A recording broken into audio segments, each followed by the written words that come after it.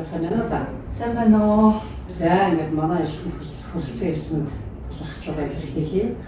Америкийн нэгдсэн улсад болж байгаа энэ Америкийн нэгдсэн улсад эрдэмтэн судлаачдын 3-р их болд хөрсөн ирсэнд бас баярлалаа. Би таныг энэ анх удаа ирж байна уу гэж харлаа. Тэгээд миний харилцан ярилцагч маань мөнх биеийн боловсроо medical doctor and Hispanic school postdoctor research. HR. За хаад цаашаа өөрийгөө илүү дэлгэрэнгүй хэлсүүлж өгч. За энэ түрүүнд ярилцлагандаа урьж оролцуулж байгаад маш их баярлалаа.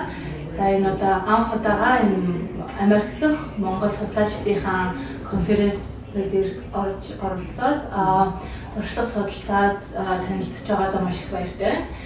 За би болохоор 2014 онд эрүүл мэндийн шинжлэх ухааны их сургуулийг хүний их хэмжээр төгсөөд тэгээд дараа нь 2015-аас 18 оны хооронд Солонгос улсад сүүлийн сургуулийн ахлах судлалын чиглэлээр мастер хамгаалаад тэгээд мастер хамгаалж дуусаад хүүгээ төрүүлээд 2 жил maternity leave байжгаад тэгээд шууд дэвшээгээ postdoc-ийн програмд apply хийсэн байгаа.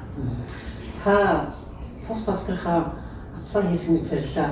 Ерөнхийдөө их хүмүүс мэдгээр бол эхлээд доктор хийгээд дараа нь postdoc-тор хийдэг. Тэгэхээр надад ингээд шууд postdoc-ийн apply хийгээд ирсэн ч их сонирхолтой санагдчихэв. Бас яг энийг сонирхож байгаа залуучуудад бас энэ таны туршлага бас мэдээж өгөх.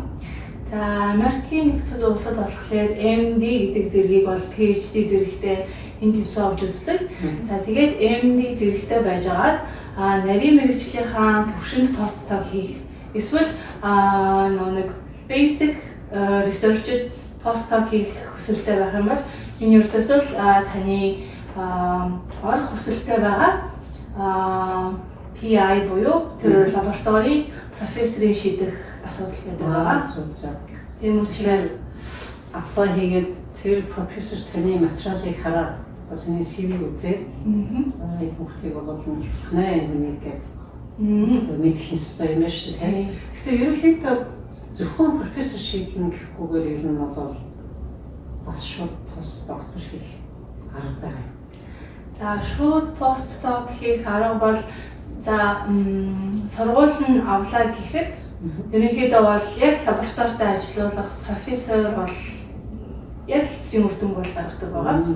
Тийм учраас профессортойгоо сайн ярилцаад интервьюндээ сайн хариулаад тэгээд ерөнхийдөө passionate нэг үнэхээр энэ таны хийж байгаа судалгааны талаар илүү гүнзгий судлахыг хүсэж байна гэдэг эрмэлзэлтэй харуулаад их юм бол профессорууд ерөнхийдөө бол постдокуудыг авах дуртай байдаг. За тэгэхээр таны өнөөдрийн ихтгэл генийн дэвшин хүний ген өөрчлөлт манай тийм ярьсан ген өөрчлөлт үүдэл эсвэл байгаас их өөрчлөлт. Тэгээд талаар нэлээд ажиллаа.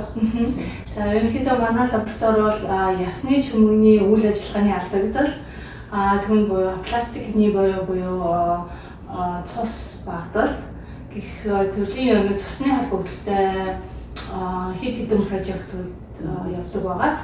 За өнөөдөр миний тавьсан ихтгэл бол PNH буюу paroxysmal nocturnal hemoglobinuria гэдэг өвчин байдаг. За энэ өвчин маань яагаад үүсдэг вэ гэхээр цусны үүдэл эс маань PG гэх генийн мутацид орчихдог. Тэгэнгүүт энэ PG генийн мутацид орчингууд эсийн гадаргуу дээр өөрийг холбож өгөх хэрэгтэй байдаг холбогч уран маань үйлдвэрлэгдэхээ болчихдог байна. Тэгэнгүүт энэ PNH мутацид орсон эс маань эсийн гадаргуу дээр гарах ёстой байсан одоогоор бидний судалж олж мэдснээр 150-аад төрлийн уран маань эсийн гадаргуугаас алга болчихдог. Тэгээд эрэнгүүд PNH мутацтай цусны улаан эс маань өөрийнхөө дархлаанаас хамгаалж чадхаа болоод өөрийнхөө дархлаанд атаклуулаад задардаг цус задрал явдаг тийм өвчин байгаа. Тэгээд бид нэр судлаад үзэхэд ерөнхийдөө хүн болгонд нэг тодорхой хэмжээний цөөн тооны PNH мутацид орсон үүдэлс байдгийн байна гэдгийг тогтоосон бөгөөд тэр нь эрүүл хүний ясны чөмгөнд нь бол давамгалан өвчин өнгөс өвдгөн байна гэдгийг болж тогтоосон байгаа. Тэгээд ялангуяа PNH гэдэг өвчин маань дархлааны шалтгаанд ясны чөмгөний дутагдал буюу өөрийн дархлаа маань ясны чөмгөнийхөө үүдэлс рүү давталгаа хийгээд устгах явцад энэ PNH маань ямар нэгэн давуу чанарыг олж аваад энгийн эснээс илүүгээр хурдан өсөд идэм байна гэдэг шинжилгээ хийсэн байгаа.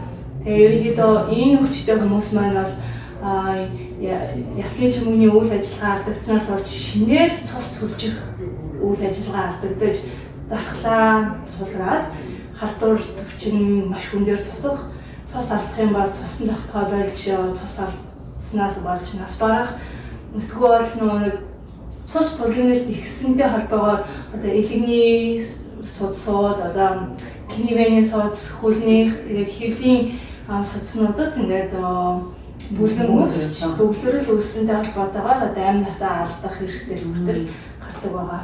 Энэ бас шүү бас цус харуулт хэрхэн цус харуулт гэсэн юм шүү дээ. Тийм сал бүлгэмжиж байгаа. Тэгэхээр энэ бол ерөнхийдөө ингээд системийн өвчин болж хувирж байгаа. За одоогоор бол ерөнхий ганц маш эмчилгээний арга бол ерөөсөө ясны чөмөг шилжүүлэн суулгах мэс засал. Эсвэл одоогоор маш идэвхтэйгээр энэ дархлаа дарангуйлах буюу энэ атакаас улаан эсийг хамгаалах хэмээг хэрэгжилж байдаг. Тэгээ энэ маань өөрөө маш өндөр өртөгтэй бөгөөд дархлаа дарангуулаад ирэхээр хүмүүс маань өөрөө халдвар төртөмтгий болох гаж нөлөө ихтэй учраас манай лаборатори бол шинэ юмыг гаргаж авах нь зүйтэй юм аа гэсэн яг энэ асуух асуултыг яг хэрэглэж байна. Би яг тэгж хэлэх гэжсэн за яаж хамгаалах вэ те? Яаж одоо хэлсэн тотлохгүй байхыг асууж хариулж байна. За тэгээд та энэ өөрийн судалгааныхын ажлын чиглэлийг яг хэрхэн сонгож авсан? За би өөрөө анхаарч сурж байхдаа ерөнхийдөө бол дархлаа судлалын чиглэлээр сонирхолтой байсан. Тэгээд тиймээс ч мастераа дархлаа судлалын чиглэлээр хийсэн бөгөөд тэгээд би LinkedIn-ээр одоо яг ингээд ажилд орохдоо бэлдээд ирэх үедээ ингээд маш олон лабораториудыг хараад энэ профессор ямар төрлийн шинжилгээ судалгаа хийж ийн ингээд тэгээд өөрийнхөө LinkedIn-д өөрийнхөө одоо ийм төрлийн судалгааг сонирхолтой ийм позишнийг хайж ийна гэд одоо тавьчаад тэгээд хараад гэсэн. Тэгсэн чинь гэнт UPenn одоо энэ доктор Бабашокийн лаб нь одоо энэ нэг аутоиммун дизиз буюу өөрийн дархлаа өөрийнхөө эдгэсийн эсрэг давталж одоо ясны чөмгөний татмагшилт хүргэдэг өвчнийг судалж байгаа гэсэн гарчгийг уншаад тэгээд би профессор руугаа бичсэн. Би одоо ингээд танай лабораторид энэ өвчний талаар илүү судлах сонирхолтой байна. Танайд намайг хүлээж авах позишн аваа юу гэх маягтай. Тэгээд мэдээж энэ яг энэ чиглэлд сонирхолтой болох нэг шалтгаан байгаа шүү дээ. Магадгүй зарим хүн амьдрал тохиолдсон зүйлээсээ шалтгаалаад болдог шүү дээ. Бид нэг хүмүүстэй ярьж байхад нэг тим гэр бүл тохиолдсон учраас би гэртээ юм бол эмч болохыг гэж бодсон ч гэдэг юм гэдэг яриа шиг тийм ээ. Яг энэ чиглэлд ерөөсөө л ингээд нэг сонирхол үүсэн шүү дээ. Тэгээд яг үүссэн шалтгаан үүсэн. За ерөнхийдөө би ингээд ангаах сурч байхад ерөнхийдөө манай анагаахын сургуульд энэ судалгаа бол маш чухал гэдэг юм байна. Судалгаач болон эмч нар хоорондоо маш нарийн холбоотой ажиллах хэрэгтэй байдаг юм байна гэдгийг одоо манай эмшүүлс манай дэд курсын их заяаг хичээдэг.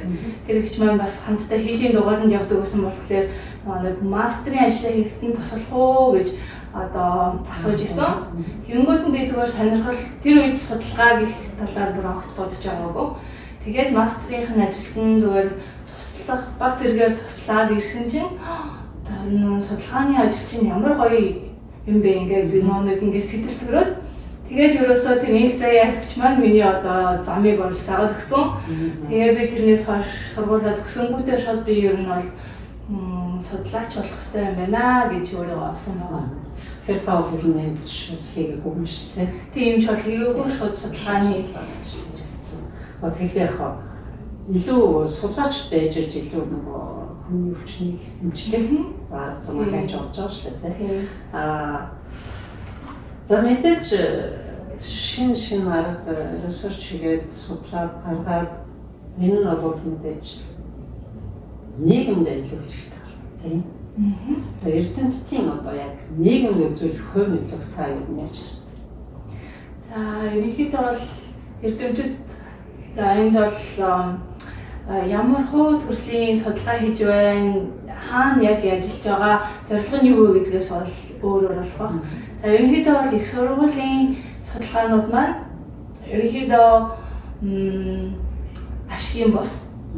Одоо энэ жинхнээсээ ингээд нэг энэ science одоо энэ шинжлэх ухаанд нэмэр оруулъя гэсэн хүмүүс ингээд ажилладаг бол одоо жишээ нь индастри руу гарах юм бол ерөнхийдөө бол энэ нэмийг гаргаж авснаар одоо илүү үр дүнтэй нэмийг гаргаж авснаар ашиг орлого гэхээр байх вэ гэх мэтчлээ ингээд нэг хаана ямар судалгаа хийж байгаагаас тийм ээ шалтгаалж байгаа гэж би бодож байна. Тэгэхээр тийм ээ зарим нэг хүн бол яаж илүү тэр имийг гараад мөнгөтэй болох уу гэж бодож байна. Зарим нь бол би яаж илүү нийгэм буюу төлөвлөлтөнд хүмүүст илүү хэрэгтэй зүйлийг хийх вэ тийм. За одоо таны бүр ингээд хамгийн чухал гэж үздэг те судалгааны үр дүн одоо яг таны судалж байгаас яг юу гарч ирв? Ямар чухал үр дүн гараад ирвэ гэдэг. За одоогоор бид бол яг одооны эмчилгээний арга нь бол сайн биш байна гэж бид үзээд илүү найдвартай эмийн механизмыг олох шаардлагатай байна гэдэг. Одоо бид энэ үүдэл хэсэг шинжилгээд байсны үр дүнд ерөнхийдөө бол notch signaling гэдэг бол одоо том үүрэг гүйцэтгэж байгаа юм байна гэж үзсэн. Тэрний нэг нь болохоор HES1 гэж нэг гин байдаг. За HES1 гин нь болохоор үүдэл хэсэг балансыг барьж өгч идэг. За тэгээд үүдэл хэс маань ингээд дархлааны атаканд өртөөд цөөрөөд ирэхэд одоо HES1 гений экспресс нэгсээр тэгээд илүү ихээр нэг цусны эсийг төлжүүлэх ажил явагдаж эхэлж идэг. За тэгээд энэ явцад notch signaling нь PNH буюу мутацид орсон эсүүд энэ сигналыг ашиглан илүү өсөж үржээд энгийн эсийг бол давамгаалаад байгаа юм байна гэдэг төрөлхтөнд одоо хүрсэн байгаа. Тэгэхээр тэр сигналыг бол ингээд зөксөж тасч болно. Тийм. Тэгээд тэрийг л одоо тийм хэрвээ энэ сигнал нь үнэхээр батлагдаад гэхдээ энийг батлахын тулд маш олон бас одоо олон жилийн ажил болох болно гэж би бодож байна. За тэгээд үнэхээр энэ механизмын үүднээс энэ PNH гэсэн үржээд одоо энэ хүмүүсийг энэ зөвөрийг өгöd байгаа юм бол тэрийг тасн зогсоох хэмээг гаргачих юм бол одоо илүү энэ өвчнөр өвсөн хүмүүст ач тустай байх болов уу гэж. За тэгвэл таны судалгааны ажил байна. За тэгвэл сүүлийн үед нь үүдэлс гэж маш их хэлдэг байна тийм. Эсвэл өөрийнх нь үүдэлсийг хадгалж аваа нэг хүн бид гэж ойлгосон шүү дээ. Тийм хүү байдаг шүү дээ. Тэр хүү даваад хадгалсан байна. Тэндээс нь үүдэлсийг гаргаж авч байгаа юм байна тийм. Тэгээд одоо яг энэ ямар төвшөнд явж байгаа нэ хүмүүс ингээд хүмүүс яваа уушхаар бас нэг тийм юм successful бас биш байгаа юм шиг тийм. Одоо би өөрөө жишээгээр хэлэхэд би одоо өвдөө болсон тийм. Тэгвэл системсээ байдаг аахгүй тийм. Гэхдээ бас над хандаж ирсэн. Тэгээд аахгүй. За тэр картер та ер нь энэний төлөв яаж явж байгаа юм хизээ бүр үнэхээр одоо төгсөлдсөн байх юм. За одоогоор бол яг үүдэлс маань за хүмүүс бол хүүхдийнхээ үүдэлсийг хадгалуулаад хичнээн 20 жилээр 30 жилээр ингээд хадгалуулаад явж идэг. За яг өнөөдрийн төвшөнд бол за үүдэл хэсээр эмчлэгдэх өвчин бол за нэгдүгээр цусны өвчнүүд бол хэрвээ өөрийнх нь хүүхдийнхаа үүдэлсийг хадгалсан байх юм бол түүнийг ашиглаад цусны өвчнүүдийг эмчилж болно. За тэгээд түнчлэн бусад эргэтэн болон одоо системийн үед үүдэл гэсний эмчилгээнүүд нь бол ерөнхийдөө судалгааны түвшинд явж байгаа. Тэгээд ерөнхийдөө нэг идөр бол үүдэлээс нэгэн хэсээс бүхэл бүтэн хүн бий болсон юм чинь одоо үүдэл гэсний үүдэл хэсээр өвчнийг эмчлэх бол би үнэхээр амжилттай ирээдүйтэй процесс гэсэн. Одоо бидний үеийнхэн бол бид нар бол тэр хүүгээ хадгалж аваад гэсэн бол байхгүй шүү дээ. Би бол хүүгийнхээ хүүг хадгалсан байдгийг одоо тэгэхээр бас сүүлийн үед юм гарч байгаа харахтаа баяртай болтой. Бас юм шүү дээ. Тэгэхээр үүдэлс үүдэлс ингээд сая цусны өвчнийг эмчилжтэй байна. За тэгвэл үүдэлс нь хэрэгтэй болоод янз бүрийн сэтгцийн ч юм уу тийм өвчнүүдийг эмчилж байна. Үүдэлсээр за тэр нэг сэтгцийн өвчин нь за энэ сэтгэл зүйн өвчин нь за энийг бол яг миний салбар биш болохоор би баттай мэдгүй гэхдээ үүдэлс гэх юм. Тийм гэхдээ хэрвээ сэтгцийн өвчний шалтгаан нь органик одоо жишээ нь яг нэг одоо сэтгцийн өвчтэй хүмүүс чинь биеийн цаа өрөөл мөртөө сэтгцийн тулгамц асуудал сэтгцийн өвчтэй байж болно. Эсвэл органик шалтгаантай ямар нэгэн trauma гэх мэтчлэн тийм байх юм бол үдээслээс магадгүй энэ нь бол яг үүдэг шүү дээ. Ер нь бол энэ гений байсан байна. Генерал дамжуулж ирсэн байна. Удамшлын өвчнийг за энэ нь бол одоохондоо бол яг эмчлэх тэр зөвшөөрөл хүрээгүй байгаа ч гэсэн ерөнхийдөө ирээдүйтэй байж магадгүй. За тэгвэл одоо сая хоёлаа хэллээ шүү дээ. Хост доктор авсан хост доктор гэж. Тэгэхээр нэг Монголын залуучууд байна шүү дээ. Одоо энэ шинжлэх ухаанд тийм хэрхэн илүү урт дурлах хэрэгтэй юм тийм. Яагаад дурлах шалтгаан бэ? Яг тэрийг өөрийнхөө туршлагаар зааж бас За ерөнхийдөө шинжлэх ухаанд миний нэг Америкийн системийн дуртай юм нь болохоор одоо энд эмч болох гэж байгаа хүн 4 жил эхлээд суур шинжлэх ухаанаа ягштал үзээд тэгээд 4 жил суур шинжлэх ухаанаа ягштал үзснийхаа дараа эмч болоход нэг эмчийн сургууль руу явдаг байгаа. Тэгээд энэ нь болохоор сайн тал нь хэм бол энэ эмч нарын одоо онлайн төвшин бол үнэхээр өндөр зэрэгт хөгжиж байгаа гэсэн. Тэгээ Монгол болохоор мэдээж хэрэг нэгдүгээр курсээс авахгүйгээр мэдээж онлыг үздэг одоо шинжлэх ухаануудаа. Гэхдээ баг цагаар илүү үздэг болохоор илүү практик талдаа манайх тансан байсан болов уу гэж бодож байна. Хэрвээ гэхдээ би яг Монголын системийг муу гэж хэлээгүй зүгээр практик талд илүү ажиллах илүү давамгаар ирэх байсан бид нар. За гэхдээ шинэ яг ингээд нэг суур шинжлэх ухаануудыг үзсэн цаг нь бол одоо Америкийн оюутнуудын суур шинжлэх ухааныг үзсэн цагтай харьцуулах юм бол хамаагүй бага гэсэн. Тийм тэгэхээр ялцчгүй монголчууд маань бол намайг сурч хахад онлайн мэдээж үзчихсэн. Гэхдээ илүү практик талдаа илүү цагийг зарцуулж ирсэн байна гэж би бодсон. Аль нь сайн гоо талтай байна. За тэгвэл энэ ч гэсэн. За одоо мэдээж шинжлэх ухааны дэвшил гэж ингээд одоо өдөр тутмын баг шинээр дэвшиж гаргацсан. Гэтэл нэг уламжлалт одоо мэдлэг уламжлалт нэг юм шинжилгээ гэж байдаг шүү дээ. Тэр хоёрын уялдаа ч юм уу тэр хоёрын эсвэл ялгаач гэдэг юм уу? За би болохоор уялдж байна уу тийм эсвэл ингээд бүр үнэхээр ялгаатай байгаад юм. За уламжлалт хангахыг бол би үнэхээр хүнддэг. Тэгээд уламжлалт хангах маань угаасаа хичнээн мянган жил тухайн хүмүүс зэн өвчнийг хэрхэн эмчилж ирж ийсэн дээр ингээд суурьсан. Ямар ч огт үндэсгүй шинжлэх ухаан биш учраас ингээд практиктээр тулгуурласан тийм шинжлэх ухаан байгаа. За Европын шинжлэх ухаан болохоор мэдээж өндөр хөгжсөн байгаа ч гэсэн би ерөнхийдөө бол аль алинг нь бол хараад явж явах шаардлагатай гэж үздэг. За Европын эмчилгээ бол шууд хотоо имээр өгөөл одоо жишээ нь олон өвчний үед ууж байгаа эм маань бол яг үндсийг нь эмчлээд байгаа биш.